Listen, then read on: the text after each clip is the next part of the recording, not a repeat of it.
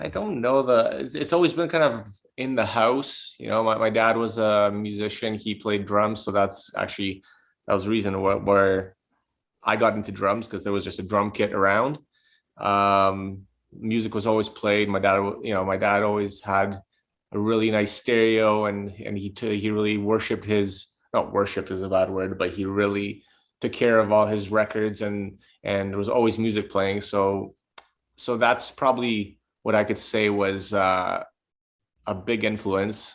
And even when I think of like my first band that I got into or was sort of obsessed with was way before my time, but it was Queen because he liked Queen, and that was out of all the music he played for whatever reason. That's the music that I would go to, and I want to hear it again and hear it again. Um, so that would be the first when I think my early music influence, it'd be the stuff that my dad played. I think you got lucky that your dad's favorite band was Queen because there's a lot of horrible music out there, Oh you know, yeah, and you got lucky that he liked one of the greatest bands of all time. yeah. No, Queen was awesome, and then after that, it was the Beatles that got really to this day. Even to this day, could even say that's probably one of my favorite bands because it's always a go-to. It's always playing on my satellite in the car, and um, but yeah, that was the next thing, and then the first band I personally like my own music, separated from my parents or my dad's was probably Nirvana. That was my first thing that I really gravitated to, and it was my own. It was nothing to do with the parents. So yeah, And what was it about Nirvana that stood out to you? you know what? At that point, I think it was just the hookiness of Teen Spirit was what obviously just caught the ears, but it was just so much dirtier and darker and less refined than what 70s rock is all about, and it's perfection. This was just kind of like seeing the video. Even the video was such a shit show, for better lack of better terms, and it was just like, this is so much different, and it was, it brought out a different kind of emotion in me and interest. And the song itself is incredibly catchy, and the lyrics are kind of whatever they are, you don't even pay attention to that. It's just the power of the music itself, what three guys could do. And yeah, that became a huge obsession, I would say, of music for me. I loved all their rare stuff, and went deep into the Nirvana land. But um, yeah, that was probably my first personal uh, band that I fell in love with. So you said that your dad was into Queen and the Beatles, so you got into the Beatles and then eventually Nirvana. I believe I read at one point that Kurt Cobain was a massive Beatles fan, and you know what's awesome about Nirvana is even though it's heavy and it's grunge, there's a ton of melody and Oh, and crazy! they and there's a lot of Beatles influence in there. And what's awesome about Nirvana, what stood out about them is you could strip down all that heaviness to just their songs on acoustic guitar and you could get almost a Beatles vibe. If you reach far enough, you could feel Yeah. like Beatles melodies in there. I read that even in the recording process of Nevermind, like Kurt was against doubling up his vocals, and the selling point that from Butch Vig was that he specifically said that the Beatles, that's how they got that thicker sound, and they would always double their vocals and blah blah. And that was literally that switched. I was like, okay, if John and Paul did it, then I guess I'll do it too. And it was I mean, it's one of the greatest sounding records in my opinion. So it was a good call on Butch Vig's what's the word for On it? his part. Yeah. On his part. Yeah. Yeah. So I just finished reading Dave Grohl's book, The Storyteller, and he Nice. he said that because of the success of Nevermind and the specific sound of that album with Butch Vig producing, that he couldn't, even though he loved Butch Vig and loved him as a producer, he couldn't have the Foo Fighters work with them for years because there'd be a direct what's the word, they would be Relation? comparing, Oh, okay, they yeah, would be that makes sense. comparing, Yeah. Nirvana and the Foo Fighters. And then, when Foo Fighters became huge in their own right, like decades later, they went back and they got Butch Vig for some of the newer Foo Fighters albums. Was Dave Grohl kind of a drum hero of yours? Oh, For me as a guitarist, there's certain guitarists that I loved when I was a teenager that influenced my playing. Who would you say are your drum heroes? yeah, I would say Dave Grohl to the top of the list for sure. It's his simplicity, his power, and he's very musical drummer. So even though he's very simple, it's just like he knows exactly where to put where to put everything properly. He's not overly fancy, which I'm not. I don't have those very many tricks in my bag. It's just I've always just loved the power and yeah, how musical he is when he plays drums. I've also really enjoyed and been inspired by Deftones drummer Abe. I don't know his last name, Abe Cunningham or Abe. That's what I know him as. And Incubus's drummer Jose, which I've found like they have they both do a lot of this like 16th stuff on the hi-hat, and that's kind of something I've adapted with a lot of my playing.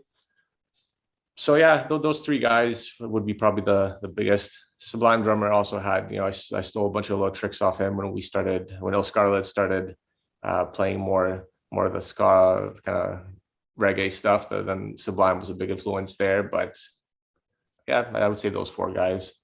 Man, Copeland, honestly, the yeah. musicians in the Incubus are incredible. Like the album Science, like the musicianship on that Oh album yeah, is unbelievable. it was the first concert I actually ever went to see. I bought tickets to see Corn Freak on a Leash, whatever that era was. They just put that album out, and it was just such a huge push from it. It was everywhere, and yeah, I really liked the first two Corn albums. I was into it. So me and my buddy bought tickets. Never been to a concert before, and Incubus was the opener. Wow. The opener was actually Orgy, but Incubus was like the main support. And honestly, they blew my mind. They were supporting Science. I went there to see Corn because I had no idea who Incubus was. But after I actually know that's not true. I knew Incubus from remember back in the day, much music used to play like loud, or there was like much loud. Not You loud. get like one video a night that was like too loud. Yeah. It was like no, it was like 1 hour of like Oh, these okay. these fringe videos that were not on the countdown. It was just sort of you'd hear Sepultura or like just a bunch of metal stuff. What was it? Refused was on there a lot, and I think like Strombo was the one that hosted it. Either way, I digress here. But anyways, that's where I heard of Incubus. So I knew one or two random songs. But then when I saw them live, honestly, I was just like, this is incredible. After they played, I didn't even I wasn't even interested in the Corn show.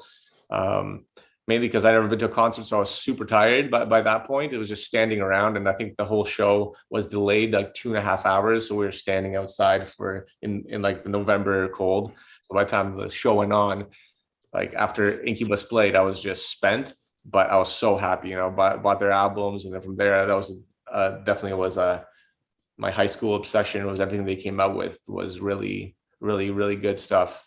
They actually went on to greater success after Science, right? They had the big albums with Drive and Pardon Me and all those. Yeah, Morning View. And what the hell is that one called? Is it called Pardon Me? Maybe? No. Anyways, yeah. Anyway, that album and Morning View were absolutely fantastic albums. Yeah. And so I saw Incubus a couple times in Toronto, and I actually saw Corn not that long ago, and Corn is surprisingly very good live. I know you got tuckered out by Incubus, but they put on a good show as well. Yeah. Totally. It's not really, I'm not into that music anymore. It was kind of, it made sense when I was 14 or 15 years old, but yeah. The new metal scene. Yeah, just, early 2000s. yeah. With the Deftones, man, the drum playing, the drum sounds on Around the Fur. I remember picking that Oh, album up no. when I was young. You know, that Yeah, that just so that crisp. snap is Oh like yeah, yeah, no, crazy. absolutely. Like that was always to, yeah, any studio we went to. It's like I wanted to sound like that, and those were some of the things I would bring to the studio, and just you can never get it sound like that because it's part the studio, part the producer, definitely the player. Like the way you tune your drums, all that kind of stuff. You can never really make it sound like that, and the band. It's just it doesn't never really fit for our band that kind of tight, uh, crisp sound for the drums. So. But yeah, no, I was always drawn to Abe's drumming and just the way the sound overall. Yeah, speaking of drum sounds, later on when we get into specifics of illScarlett albums, you have some great sounding drums as well that I'm gonna ask about how you got those Sure. sounds. So you have your own legacy of having Ah, great drum sounds on an album. You said that your dad played drums. There was a drum kit that was around. Did he allow you to just hop on the kit and play? Did he give you lessons at all? yeah, yeah, no, it's yeah, it was like before I even got drums.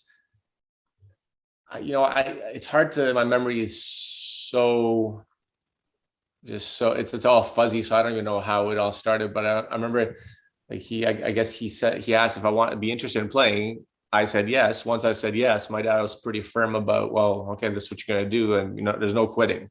Which yeah, I know these days some parents might be against that. Participation trophies now, Yeah, yeah. See, I'm not like unfortunately, I'm not like that. I think yeah, you're gonna do it. You're gonna stick with it because kids don't really know what they want, and as soon as something else comes by, you're gonna just jump to the next thing. But that takes away from really developing discipline and getting good at something. Because if you switch from one thing to another, you just can't get good at it.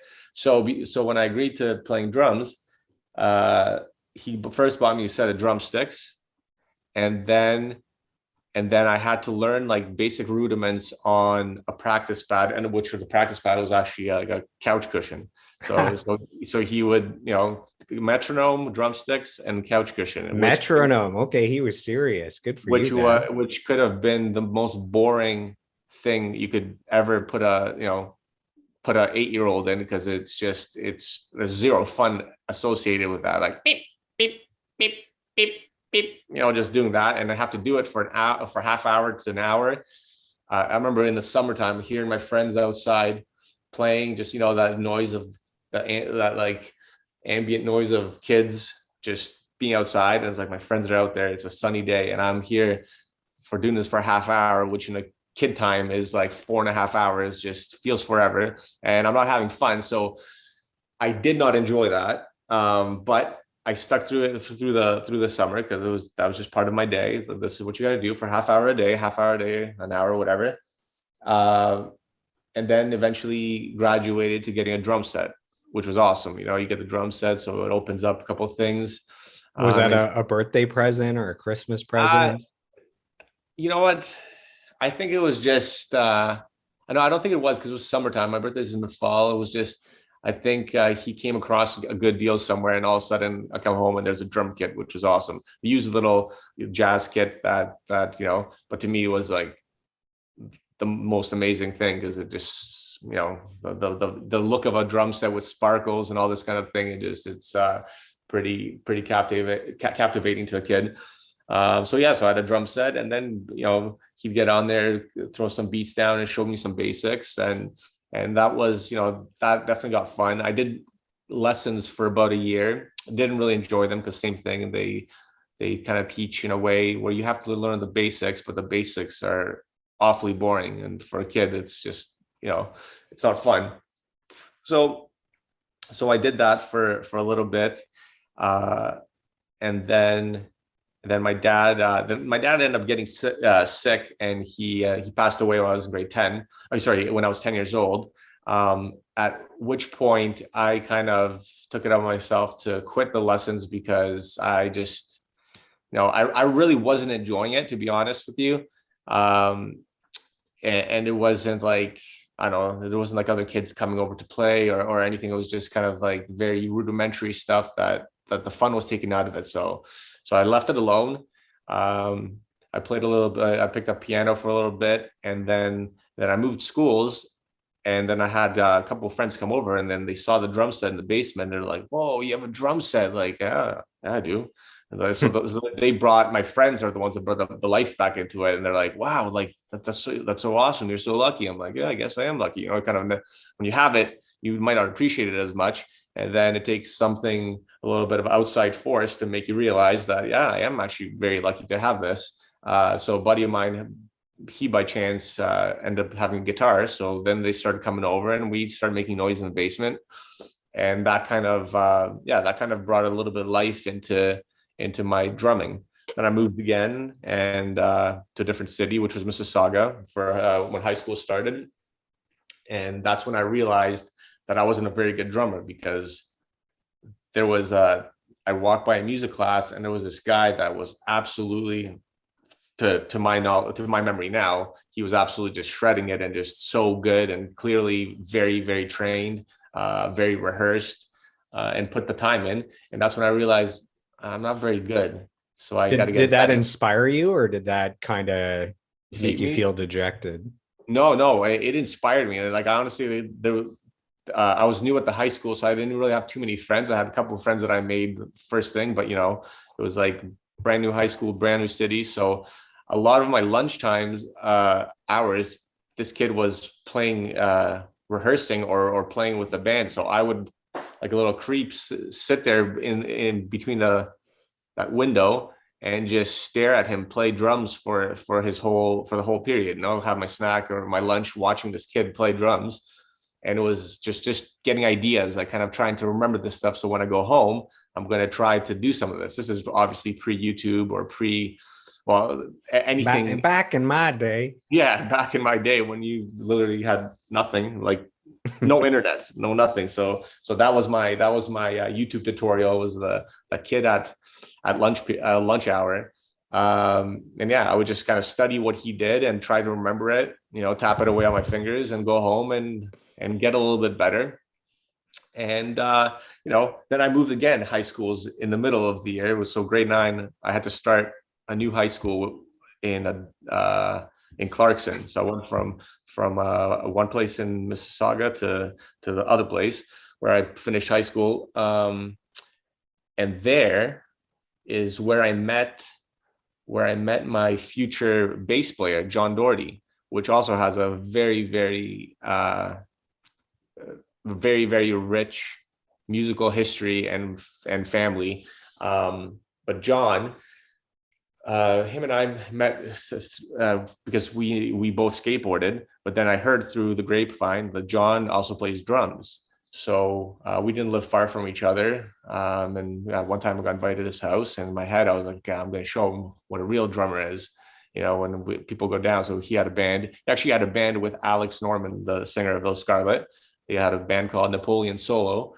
And then, I went to the basement. They started jamming, and John absolutely just destroyed the drums. Like, same thing, nothing fancy, but just like John Bonham style, heavy hitting, precise, and amazing time. So he didn't have to get fan. He got a couple of fills that were impressive, but it was just his power and his playing that was like, ah, shit, man, I really got to pick it up. So John was a big inspiration, more of inspiration in that got me to the next level of wanting to get better. But it was a friendly competition, because I wanted to, I was a little bit better at skateboarding. He was a lot better at drums. So we'd meet up. He'd want to figure out how to get better at skating. So I would, we'd do that. And then I'd be like, hey, let's go downstairs and let's jam, because, well, I just want to learn how to be a better drummer.